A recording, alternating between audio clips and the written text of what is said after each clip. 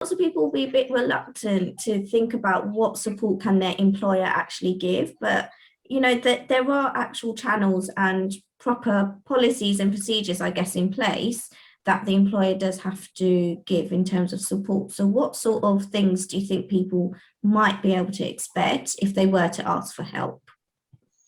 Yeah, it's an interesting one. Going back to the point earlier on about the relationship between the employer and the employee, regardless of how lovely and good it is, it's a legal contract. Now, there's something called the Equality Act, which protects people who have a disability. And I'm just going to talk about that very briefly before I go through like some details here on this slide. But if you're experiencing stress or poor mental health as a result of burnout, and you've been experiencing that for more than 12 months. Now, you don't have to experience the symptoms of stress every day, but when you get a flare-up of that stress, of the anxiety, if it prevents you from doing normal everyday activities like washing, going shopping, engaging with your family, then it's quite likely that that would then fall into the definition of disability.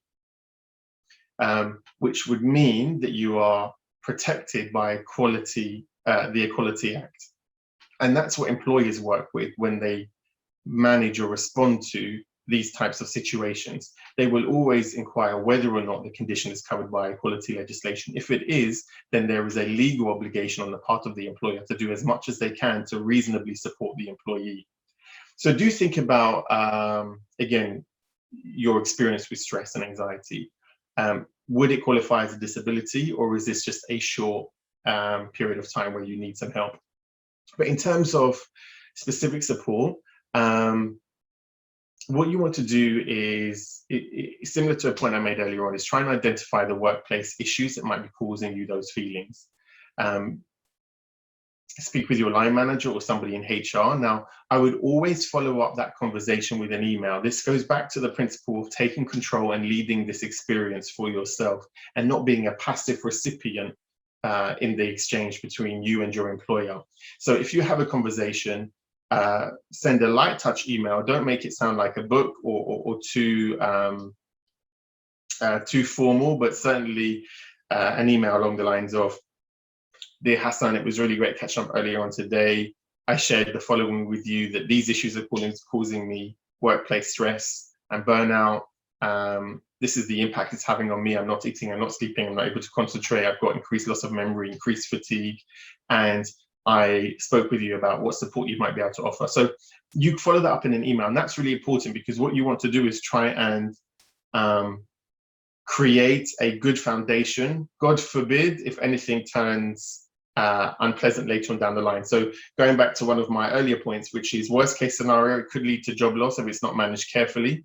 And what you want to do is have a strong audit record of the conversations that you've had with either HR and your line manager. So if you did want to test any decision making that led to loss of job, you could present that if you were going to claim at a tribunal, employment tribunal. So emails are important, but keep them light touch and keep them friendly in tone and manner. Trade unions, having worked in HR for 16 years, you might expect me to say, "Oh, don't touch trade unions with a barge pole," but trade unions have a huge amount of value to add to the employee experience. So reach out to your trade union if you are a member. They often have great support that's available, both practical, because they would have worked with a range of their members in similar situations. They know what's worked well. They know who in the organization can move things quickly. But also some trade unions, they have something called like a benevolent fund, where they can actually provide financial assistance for support. You have to apply for that, but that's sometimes an option with trade unions. Also, organizations, depending how large it is. So earlier on, I referred to charities like Mind and Calm, but sometimes organizations, they have internal support networks. They might be a carers and parents network, or a Muslim network, or another type of network. And you may be able to connect with the chair of that network or other members for support and advice, even if it's just emotional support and advice. And then think about what workplace adaptations or adjustments you think might be really helpful, and then ask for them. and detail that conversation in the email that you follow up either with your line manager or HR. Now, if the relationship with your line manager is particularly strained, and you have to engage with someone in HR who you don't have a relationship with, you are absolutely, you are, I wouldn't say entitled to, but it's reasonable for you to ask if you're going to have that meeting in person or even over Zoom for somebody else to attend that meeting with you for emotional support. Again, that might be a trade union rep, it might be just a work colleague. So if you are going through a particularly low period and you're worried that you may not convey your points as clearly as you normally would, and you may just be really anxious and nervous, do say that in order to facilitate a really good conversation about your well-being at work, you would like to invite X person along with you for support. And that would, like I said, could be a work colleague, a trade union rep, or another member of an internal staff network.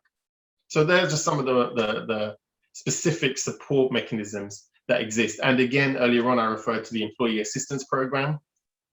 Ask for it. It's paid for by the employer, but the employee doesn't pay anything, and it's strictly private and confidential. So the conversations you have with someone via the employee assistance program, normally abbreviated to EAP, would remain confidential to you and that counselor or therapist. And also, you can, again, going back to the point about taking charge, you can request when you contact EAP, because it's normally a separate number. You don't do it through your employer. They give you a number to contact, and you contact EAP directly. You can say, well, actually, I would like to speak to somebody that's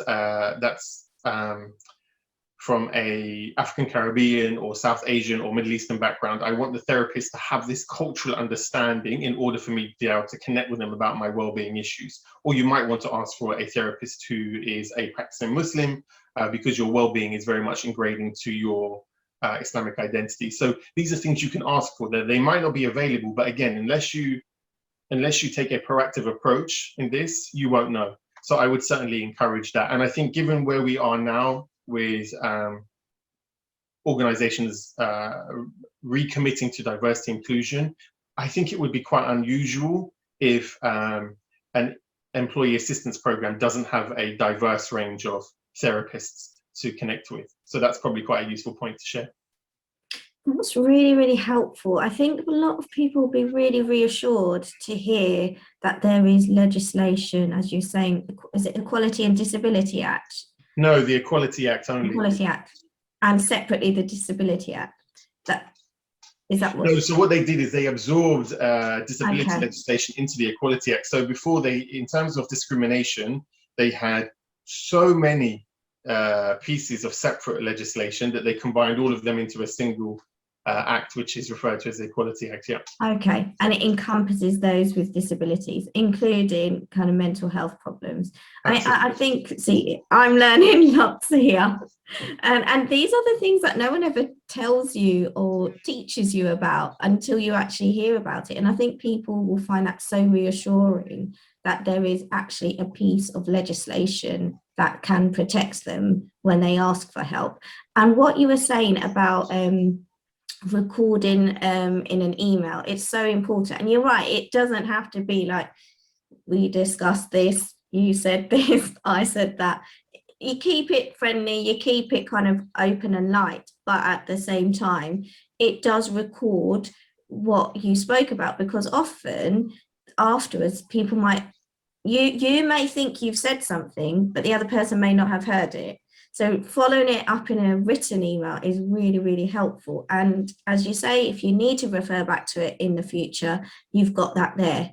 And this EAP thing, I've never heard of actually. So that's something, again, that I've learned, and it will be really helpful, because sometimes I feel a bit like I don't know how to help my patients. I don't know what support they can get from work, but actually it sounds like there are some procedures in place to help their employees. And so will every company have that if they've got a HR department or something equivalent? No. So there's no legal requirement to have an employee assistance program or an EAP provider, but generally speaking, anybody who has circa, I don't know, 200 staff would typically have that, because it's a way of, so an employer has a legal duty of care towards their employees, and that covers everything from general health, health and safety, you know, fire regulations, all of that kind of stuff. But in terms of the welfare of staff, because HR isn't, you know, we're not qualified to provide talking therapy per se. I mean, I think we do, but we're not qualified per se. But, so oftentimes an employer will pay an employee assistance program to provide that support. But like I say, it offers a broad range of support to really practical stuff, like where's my nearest plumber within a 200-mile radius, for example. And you've got very different quality, different types of quality providers. So some are good and some are not so good. But for me, where I've seen EAP particularly add value is around mental health, and it's again providing access to a qualified therapist, and it's normally up to 6 sessions. If you require more than 6 sessions, they would probably refer you back to your GP for a more rigorous program. So yeah, EAP and employee assistance program. If you don't see any of that in your organization's literature or your intranet, speak with your line manager or HR about that, because even if they haven't signed up or subscribed to a employee assistance program, it might be that you can still ask to have access to one, and they could pay for you to have that access, which is really good, because again, if it does not turn out to be a great situation and there's potential job losses or sanctions, you might get a sanction for, I don't know, absence from work or poor performance. What you want to be able to demonstrate is that you as the employee has made every effort to try and engage with your employer, and then your employer is going to be held accountable with what they did with that information. So if you don't ask for access to an EAP, then the employer has very little accountability on their responsibility with providing that. So if in the scenario where someone says, okay, if HR says, we don't offer EAP to all of our staff, the employee, I would encourage to respond with, well, could you provide me access given the impact of my well-being, and given that it's caused by workplace activity, relationships, issues, I would ask that you provide this for me. Now, they might say no, and then if they say no, that might be challenged in the tribunal later on. Why did you say no? You have a turnover of X amount. This would have cost no more than 300. Why did you not make that adjustment to support your employee? So this is a really important point. Again, going back to taking a proactive approach with managing your care and well-being. Don't be shy to ask for what is available or what could be available.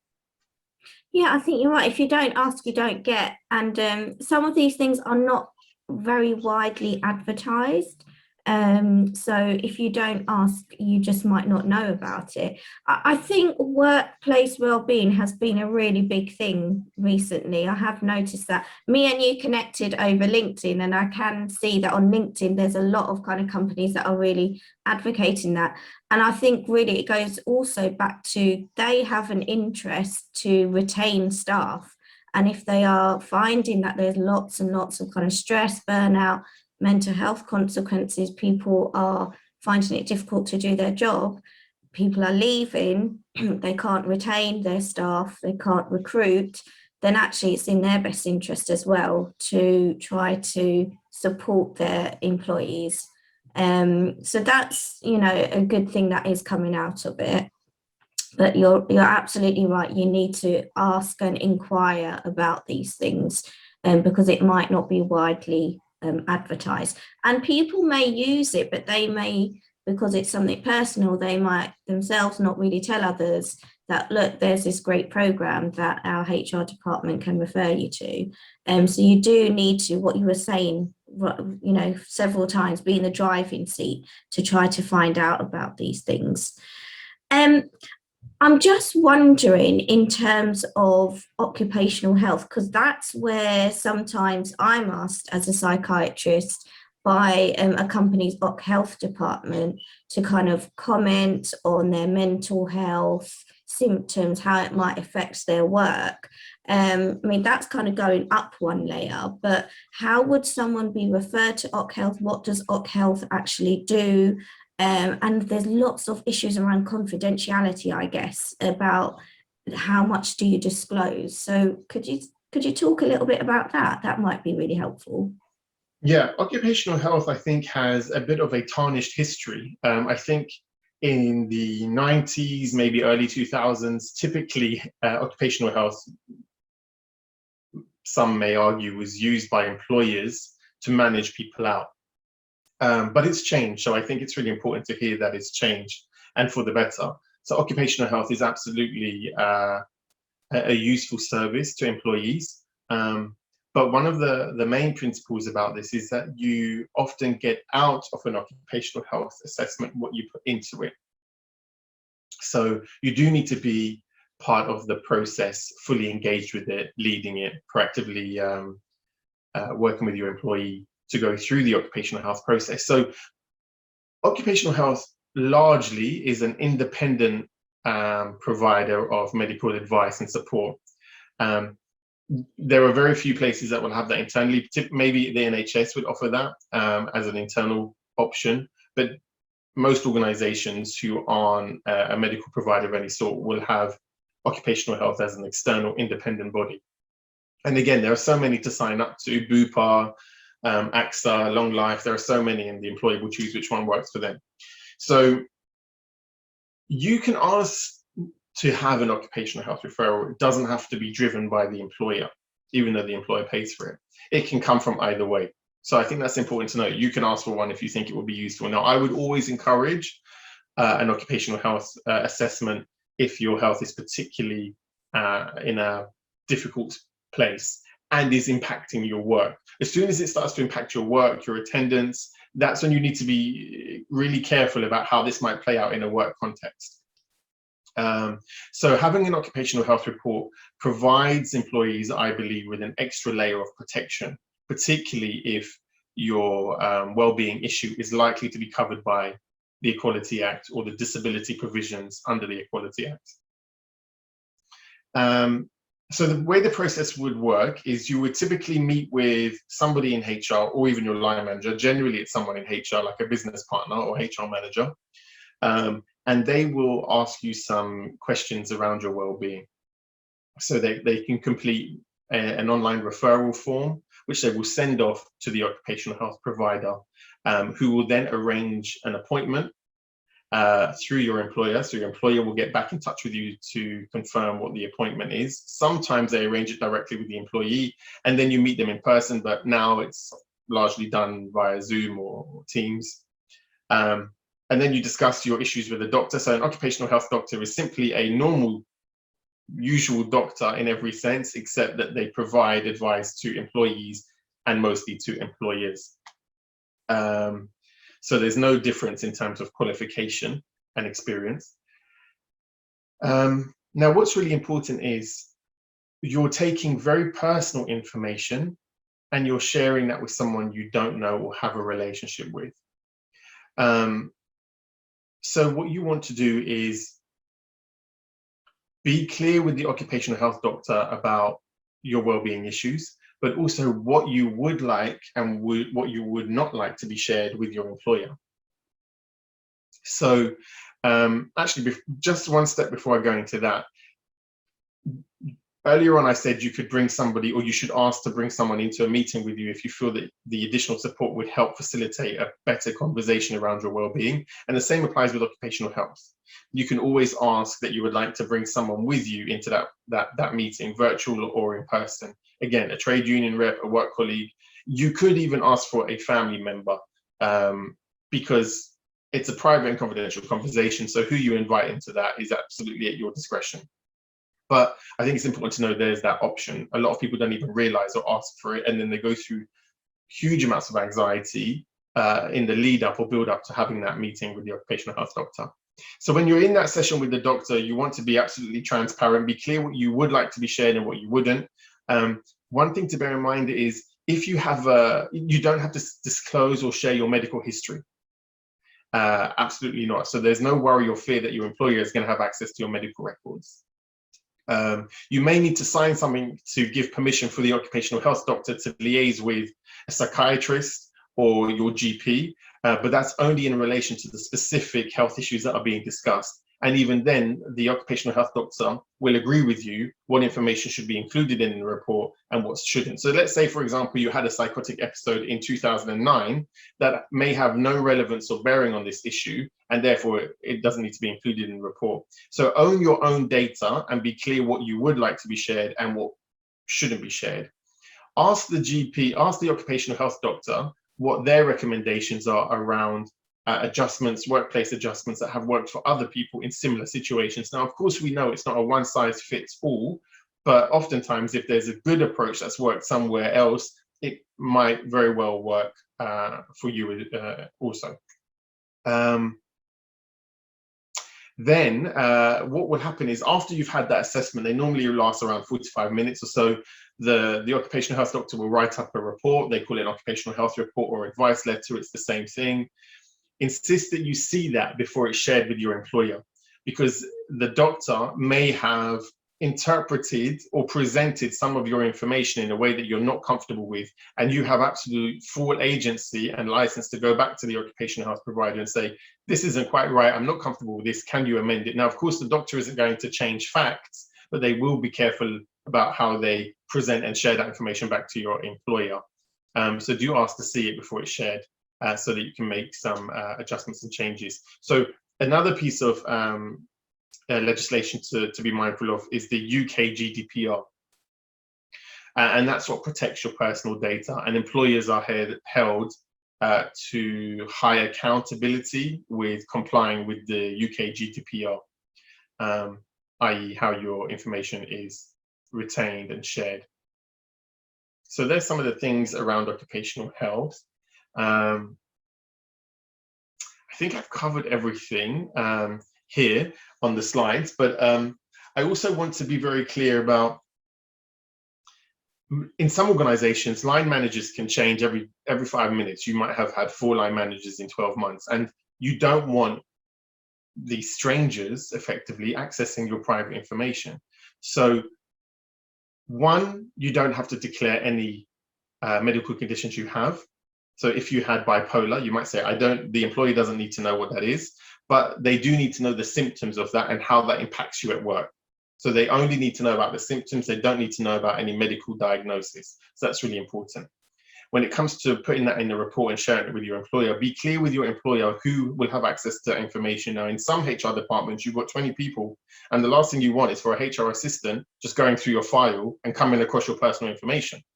So you can insist and say, look, given the sensitive information in my medical report or my OH report, I want to be clear that only my HR business partner and the head of HR has access to this. And when I have a new manager, they will just simply liaise with them regarding the adjustments and support mechanisms that are needed as a result of this assessment. Does that make sense? Absolutely. And actually, I think it's a really good point, because when I have been asked by occupational health departments to, they come to the doctor with specific questions. We would never just say, here's the patient's entire NHS records. We don't ever do that. Yeah. And also I can only comment on myself, but I never actually send any letters to external agencies. I always give it to the patient so they can see what I've written in the letter. And if they are happy with it, they then share with their occupational health department. It's, again, from our point of view as well, we want to put our patient in the driving seat. And so that they are aware of what information we put in. And there have been times where patients have come back to me and said, do you know what, Dr. Huck, I don't actually want you to put this in. And you're right, I cannot falsify facts, but I might take things out, or I might make things sound a bit more blanket as opposed to a bit too specific if they didn't want that information in their letter. So I think it really is about working together. It is their data, as you say, it's what they want to give, and it's up to them.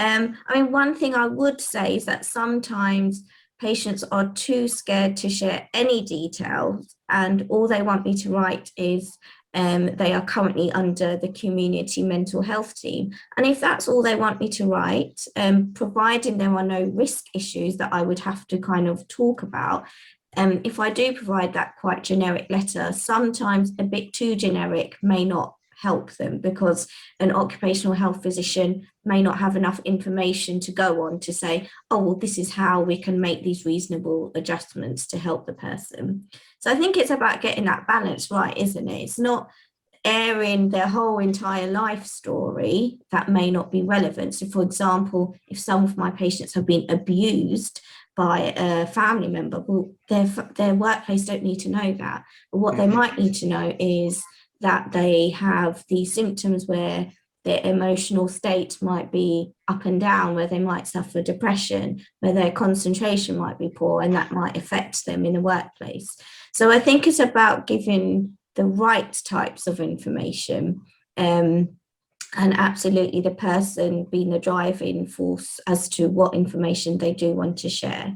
I think it's really helpful as well, because I've gone through an Occ Health review myself, and that was kind of in relation to COVID and risk assessment. And I found my Occ Health physician was really, really helpful. They really listened to everything, but I was the driving force in that. I gave them the information that I felt they needed to know so that they could work with me to ensure that, you know, in terms of my risk assessment, that I was only going into places where I weren't exposed to too much COVID, etc. So I found that really helpful. The only thing that I didn't realise is what you were talking about, that last report. I never got a copy of that.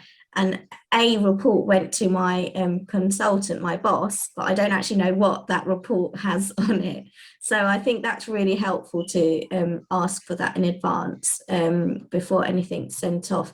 I mean, you know, like I said before, we're not actually taught any of these things. We don't actually know the process. So I found everything that you've said today really, really helpful. And I know our viewers definitely would have as well. That's why you're here to talk about these things and not me. Thanks. Well, I really do hope it's helpful. I think, you know, you've got the experience of going through poor mental health, burnout or stress, which is difficult in itself. And then on addition to that, you've got to maneuver through processes, which can be challenging when you've got a clear mind, let alone when you're experiencing stress and burnout. So hopefully people will find it helpful. So, yeah. No, definitely, I have. I mean, I guess just some last words from you would be really helpful. Some people may still be feeling a little bit worried. What you know, should I admit to feeling stressed? Do I admit to feeling burnout? Do I speak to colleagues or not? Do I speak to my line manager? What advice would you give? Yeah, I mean, we can all say until we're blue in the face that there's no shame in feeling stress or burnout, but you know, it's not as simple as that. You know, there might be some cultural legacies that make it really difficult to talk about mental health. There might be just family dynamics that make it difficult. There might be just personal issues where you feel that it's a sense of weakness. Whatever the reasons are, and despite being encouraged not to feel shame, I think it's about thinking, if you don't do something about this, somebody will do something for you. So you might as well get on board and start driving this self-care and recovery program. But if it's helpful, this statistic I came across from the Mental Health Foundation, I thought was scary, but also reassuring. It's a bit of a double-edged sword that in the last 12 months, 75% of people in the UK have reported feeling overwhelmed and unable to cope. And that's a huge statistic. And I think I came across a statistic from the director of Samaritans, I believe, who had shared that there had been a 200% increase on people calling for mental health issues. Again, staggering statistics. So whether or not you do feel shame, I'm sure that's a more complicated thing to try and resolve around feeling stress and burnout. You're certainly not alone. In fact, you're not in the minority, you're part of a majority. So that's really important to think about. Maybe try and find at least one person you can speak with, if that's a close family member or a close friend, or if it's someone you don't know entirely. And again, it could be somebody from a charity like Mind or Calm or Samaritans, in addition to the employee assistance program and your GP. I guess I've said it already, but I would definitely encourage time out to think through your recovery, whether it's a walk through a park, whether it's something that gives you some sort of calm or stillness. Try and find that place and stay there for a while and deconstruct, or try at least to deconstruct your feelings, or at least what might be helpful is writing them down. So if you're feeling anxiety, write it down. If you're feeling fear, if you're feeling discouraged, write them down. And then you can make another column and say, you know, what do you think is causing that? Is it a relationship issue? Is it deadlines at work? Is it a new colleague at work, or an existing relationship with a colleague at work? That in itself can be really helpful to try and declutter some of the busyness in your mind. And they can also help you then have better conversations about your well-being when you do talk to your employer. Again, liaise with trade unions, staff networks, workplace allies, and the employee assistance program, and drive the process as much as your HR contact or your manager. So I guess I've said all of those, and I guess I don't want to repeat myself too much, but those are the 4 areas I would encourage people with today around managing their stress and well-being. Thank you so much. I think, you know, people can feel really alone, but that statistic you said has really spoken out to me. You're not alone. And I think there has been for a long time workplace cultures where stress and burnout is almost seen as the norm. I know in the NHS we have that a lot, that of course you're going to feel stressed and burnt out, and what are you complaining about? But eventually, I think COVID, to be honest, COVID and Black Lives Matter, I think those 2 things have really kind of changed the conversation in the workplace, and well-being at work has been a really huge thing that I've seen in the past year or so. So you're absolutely right. There is no shame. You do have to speak up early, because otherwise the consequences you've already talked about can be really high, and it just doesn't need to go that way. Osman, it's been such a pleasure to have you. I have to say, I haven't learnt so much from someone during Wellbeing Wednesday than from this topic today. It's been such an eye-opener, and it's made me think, oh my gosh, let me go back to my own practice with my patients and have a think about how do I support them as well, because a lot of them are going through stress, through burnout. I see the entail of that, the consequences, but now I've got a bit more meatier things that I can help to give them advice, because these sorts of areas, it's just stuff that I didn't really know about, and I've learned so much. So I'm gonna have to ask you to come back again. You're just a great speaker. That's too kind of you, but yeah, I'm just happy to help, and reach out anytime. No, you've been a wonderful guest. Thank you so much. And I'm sorry that it took 1 year for us to do this, but I honestly am so grateful, because I've learnt so much, and I know everybody at home would have learnt so much as well. Thank you so much. Inshallah, I hope all of this has been really helpful for you guys at home. This has been recorded, so you can always watch back and remind yourself of the really important things that Osman has said. Take care, everyone, and inshallah, stay safe. Assalamu alaikum.